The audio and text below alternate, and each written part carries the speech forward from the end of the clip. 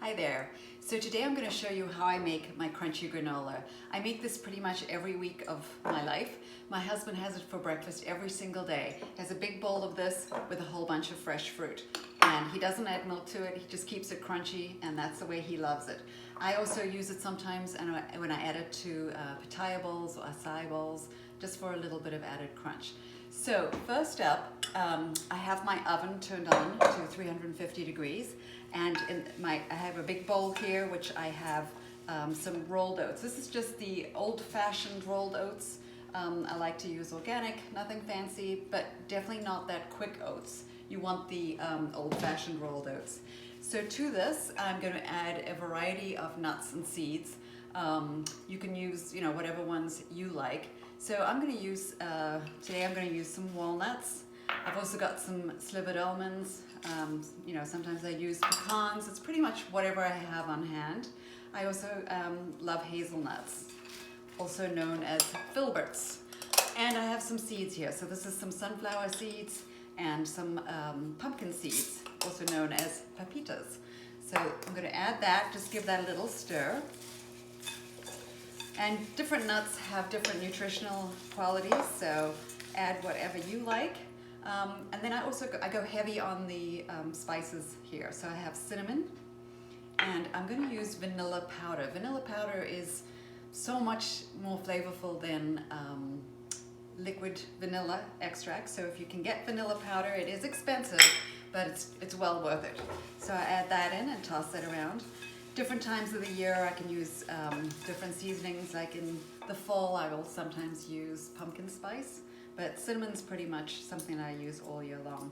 And then I'm going to add some apple sauce. So this is just 100% apples here. So I'm just going to stir that in, and this is for the wet part of the granola mix. So this is what's going to sort of bind it all together. And you could use maple syrup. Maple syrup is a very common sort of sweetener for granola. I like to use date syrup. I sort of go back and forth between date syrup or granola or maple syrup. If I'm going to be having it, I do use date syrup. If my husband's the only one who's going to be having it, I'll use maple syrup. But date syrup is less processed, and I'm just going to sort of estimate the amount here. I just want to get it to bind together and add a nice amount of sweetness throughout this. So I give it a good old stir, mix it all together. The only other ingredient that's going to go into this are some organic raisins, but I leave those out until after the granola has cooked, because if you put the raisins in now, you're just going to have burnt up little black things in your granola, and it won't be very good. So don't put the raisins in until the granola has completely cooked. Right, so you could take a baking sheet. I have a baking sheet here that I'm just lining with a silicone baking mat, but you could also use a piece of parchment paper as well. I like to use the silicone baking mats because I can just use it over and over again. Even when I use parchment paper, I do use it over and over again a few times, but it doesn't last like this silicone baking mat, which I've had for years and years. And then I just spread the granola mixture out over the baking mat. And I'm going to pop this into the oven and watch that it doesn't burn.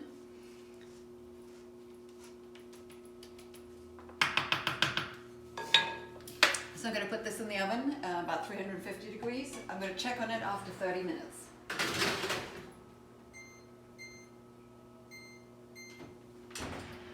And when it comes out, I'll show you exactly what it looks like and what I do next with the raisins and how I like to store it.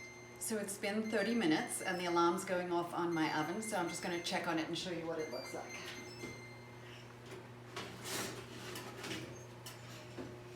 House smells absolutely amazing, and you can see around the edge here it's a little bit starting to burn a little bit, but that's where it's sort of thinner. So what I do is I take a spatula and I just turn over big clumps of it. So it's nice to have some big chunks of the granola. I mean, the granola's nice anyway, but I just turn over a whole lot of big chunks of it, and I'm going to, I think at this stage, just put it in for another 5 minutes, and then I'll turn the oven off and let the granola dry out in the residual heat of the oven. So that's what I'm going to do now. Just going to pop this back into the oven for about 5 minutes, and I'll show you what's next. So it's been another 5 minutes. I'm going to check on the oven here. It smells so good. Yeah. So the granola's, you know, nice and browned, and it smells incredible, and it's ready. It's really cooked, but it does still have a little bit of moisture in it. So I turn my oven off completely, cut out the heat, and I will, So I turn the heat off completely, and then I'll just put this back in the oven for probably about, 40 minutes and let it just dry out in the residual heat of the oven.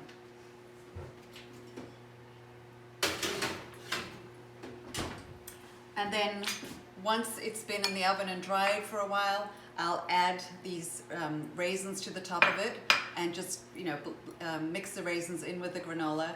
And then I like to store it in a glass jar like this, which looks pretty on the counter. And my husband can just scoop out, whatever granola he wants. And if honestly, whenever I make this recipe, I usually double up the recipe. So I have a couple of Ziploc bags of granola in the freezer at all times. So there's always granola available. But this is just probably what he's going to consume during the week, and the rest of it goes in the freezer. So if you want to subscribe to our YouTube channel and keep up with all of the videos that we produce, that would be great. Give us a thumbs up on this one if you enjoyed it, and write a comment below and let us know what else you'd like to see.